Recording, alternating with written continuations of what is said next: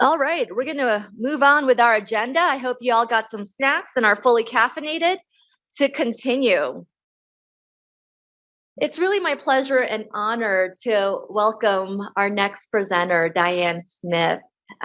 Diane Smith is a proud mother of 3 children, and she will share her story about how not long ago she had an open case in the child welfare system. And the message that you'll hear from her today that she has shared with our community repeatedly is one of empowerment, encouragement, and perseverance.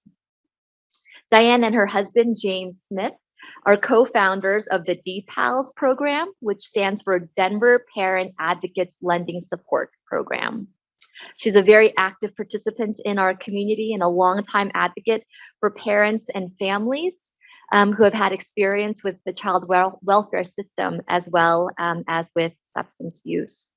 Diane Smith is also involved with Illuminate Colorado, and she was recently awarded the Community Leadership Award in 2021 for her accomplishments and support working with families for openly sharing their time and experience to further change and strengthen families in Colorado. So Diane, thank you so much for being with us today.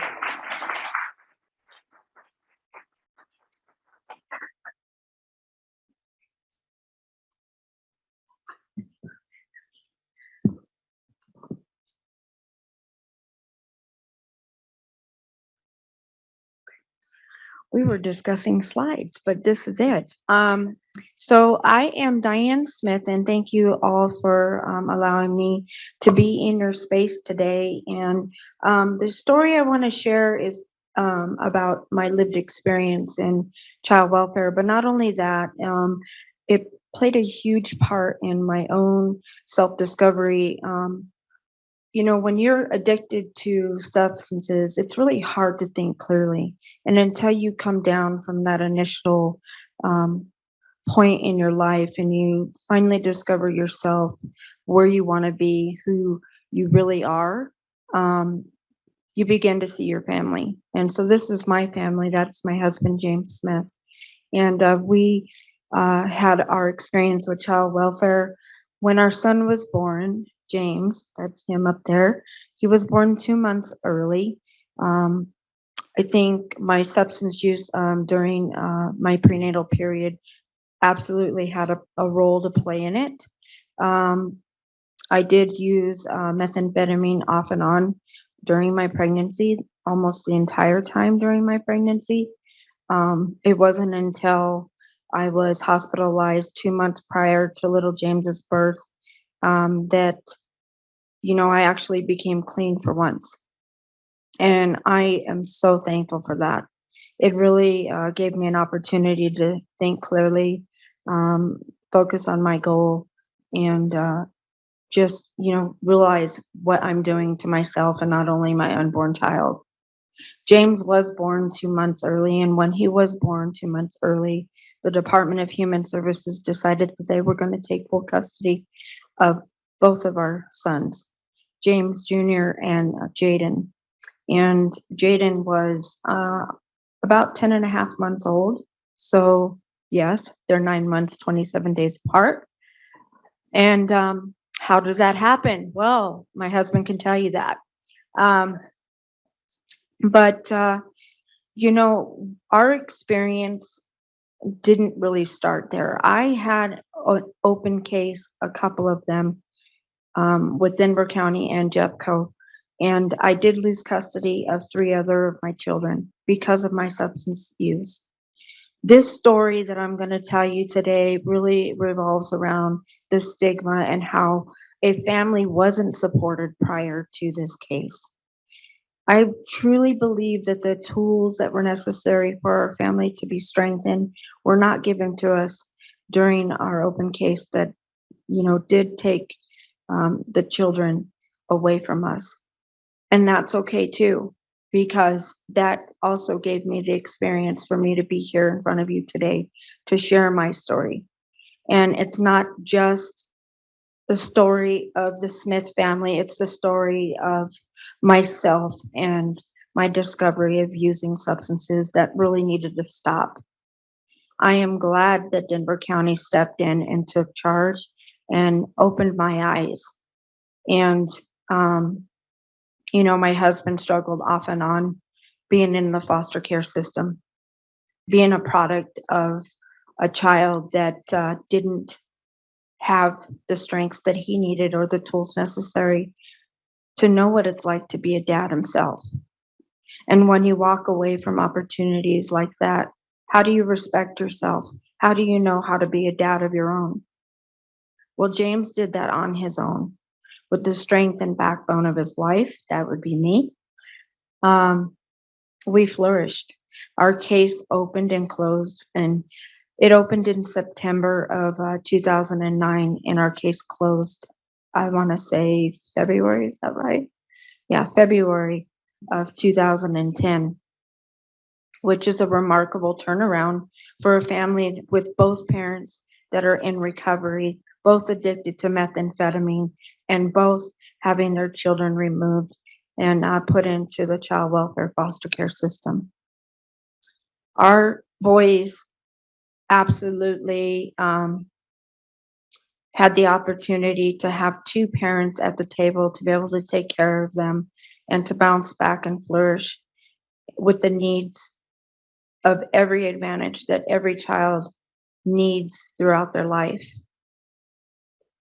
And I wouldn't be here today if I didn't say, yes, I need the help and I want the help. And I believe that the help was given to us the day I was in the hospital. And I lied to the GAL and said, no, I'm not using. James clearly threw me under the bus and said, yes, she was. So, it just comes a point in your life where you have to accept the hand that's trying to bring you up. And I am so thankful for those opportunities. Uh, I also wanted to share that I am a part of different steering committees, councils, and I really believe in parents and their recovery stories. I also believe that if there aren't parents like me sharing our stories, it doesn't reduce that stigma. And that's why I'm sharing my story today, because it's important for every parent to have a place at the table with all of you. It's important for them to have a recovery that becomes successful to every full advantage. Um, so I thank you all for allowing me to share my story. Um, my kids are back home. They're 14 and 13. And my daughter is 11. She came a little later on. And yes, we did gap this one. um, so I really don't have anything else to share other than I thank you for this time and in this space. Thank you, Susan, for introducing me. And thank you, Jade, and everybody else that I know within Illuminate. And I hope that you guys enjoyed this story. So thank you.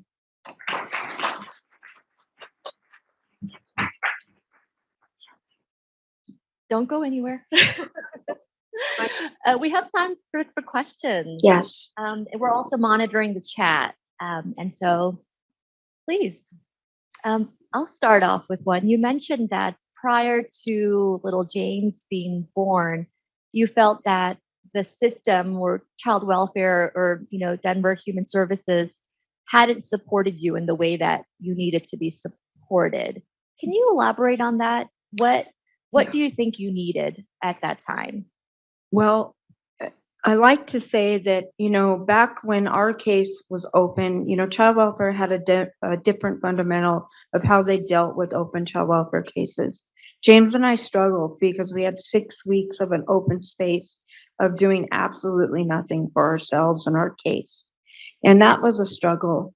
And being that I had the experience that I had with Jefferson County, taking the other kids and having my parental rights ultimately terminated, I had a treatment plan.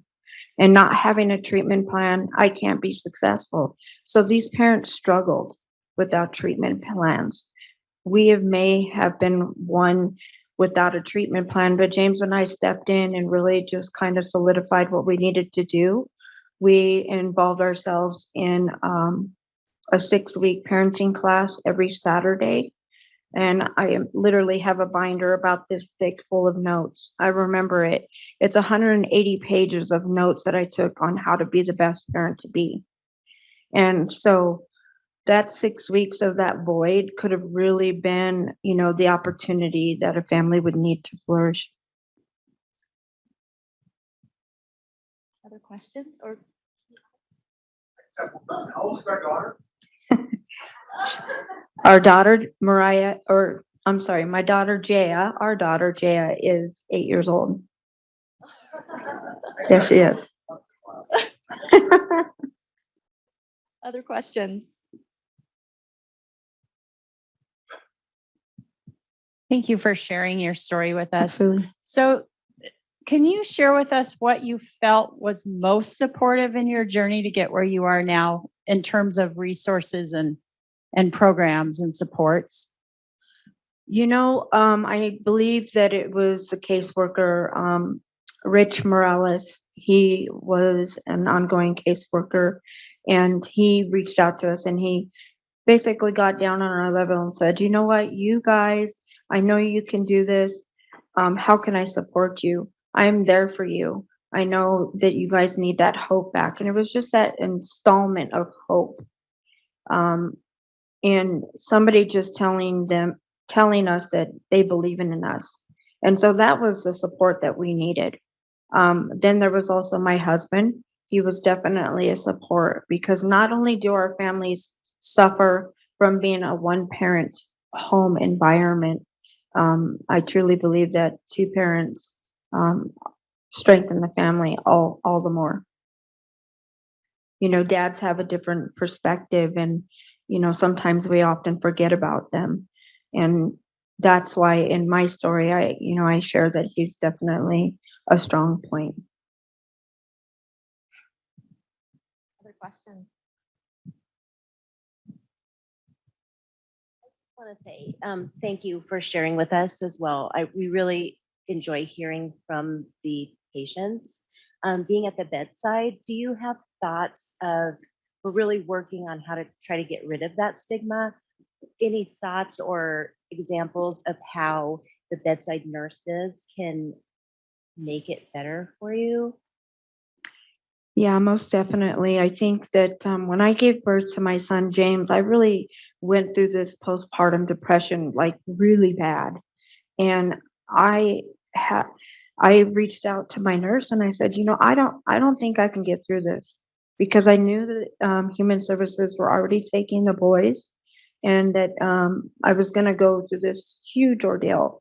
And how can I do that? I'm still not in recovery yet. I'm not even 3 days into giving birth to my son. How can I do this? I cannot do this alone. And I remember my nurse telling me, well, we can get you some type of medication to help you. It's not just a medication. It was her being human to me. It was her sitting down at my bedside saying, this is going to be a doable situation. You can get through this.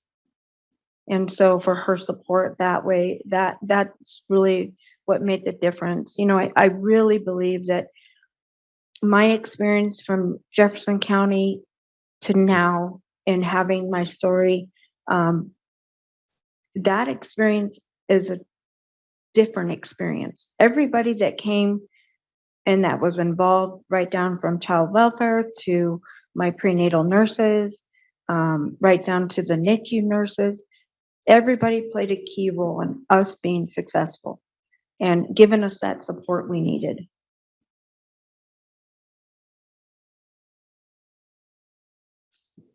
Awesome. We have a question from the chat from Renee.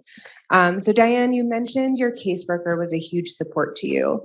I'm assuming that was a DFS type caseworker. Did you have any interactions with other agencies that was helpful or a hindrance to your journey?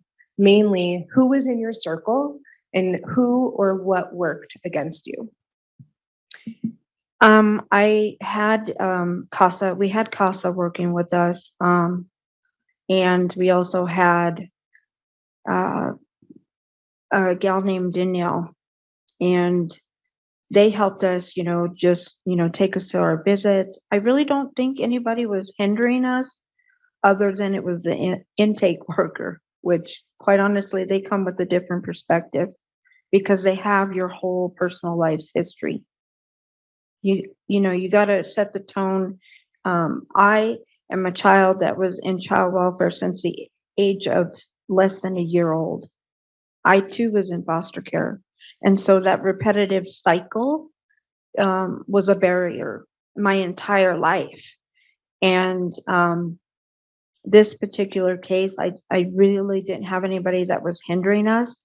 And like I shared, everybody that was a professional that was either a caseworker or, a community activist and advocate for us, our nurses, our therapists, our arts, recovery counselors, they all played a key role in us being successful. I hope that answers the question in the chat. Hi, thank you so much for sharing that story. So you mentioned that it was, I believe you said 2 months before your son was born when you were hospitalized when you had that awakening moment you mentioned. I was wondering if there's anything that could have been done by your prenatal care workers, your obstetrician, if you were seeing one beforehand, that could have helped you in this situation, maybe have that realization earlier, or to potentially help, I don't know, Yeah. to have it so you don't have to be hospitalized before this is happening. Yeah, definitely. I mean, I don't think substance use, I mean, it definitely did play a huge role in my son being born 2 months early. Yes. I am also type 1 diabetic, and so I did go full eclamptic. And so that was a huge thing that happened, that took place for my son to be born early. All of those played a key factor in his birth, being early. As far as the obstetrics and my OBGYN, you see these billboards, and I talk about this in our FAB meetings a lot. I definitely saw posters in the OB bathrooms that said, if you need help, there's help here. There's a number, there's a hotline, it's totally anonymous, but it really comes down to who you can trust, right? And I don't think I was ready to be truthful. I was scared. I was scared for when my kids are going to be taken. I was scared of, um, not just, being charged as an adult, right? And doing something to my own unborn child, but it was just that ultimate fear of like, here comes human services again, right? And I didn't want to go down that road. I didn't even want to fathom that. I even had a conversation with James. We need to do X, Y, and Z before we give birth, right? We need to come clean. And so it was already on the forefront of our mind to be able to try to do that as parents. But I don't think that there's anything my doctor could have said, because I had to build that trust, and there wasn't a trust factor there. I didn't have that kind of relationship with anybody that was taking care of me prenatally. I always love hearing you speak, Diane, and I'm so humbled by you and James and all the work you've done. Thank you. Can you share a little bit about the work you're doing now with DPALS, or how you're trying to support other families in this situation? Absolutely. And I cannot believe I didn't mention that. My mind was really focused on, the prenatal substance use and why we're here today. But James and I are co-founders of the DPALS program. It stands for Denver Parent Advocates Lending Support. We started this program 14 years ago, so just after our son's birth, James, because we did become very, very clean, very, very quickly.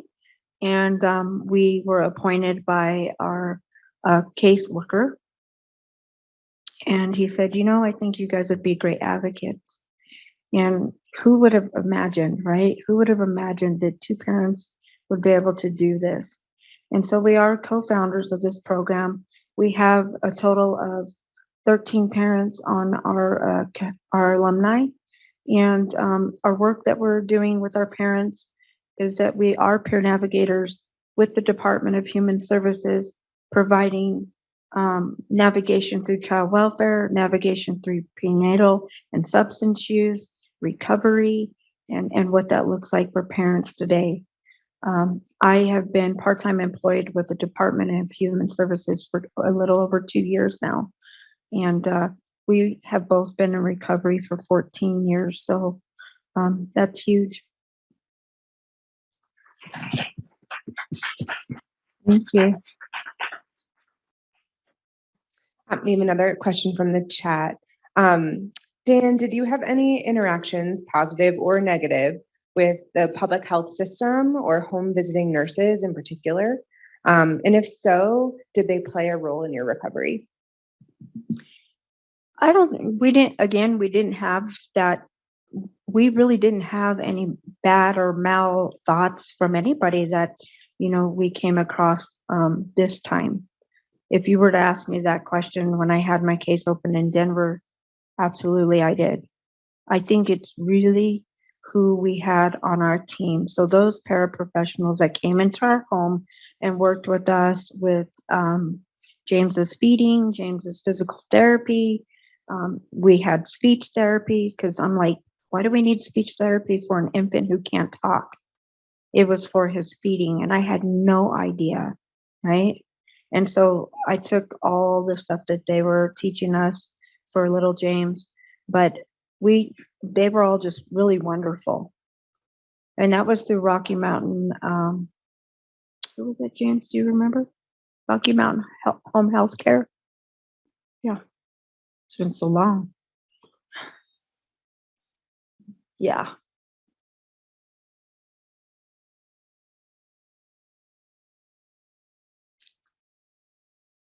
Anybody else? Thank you.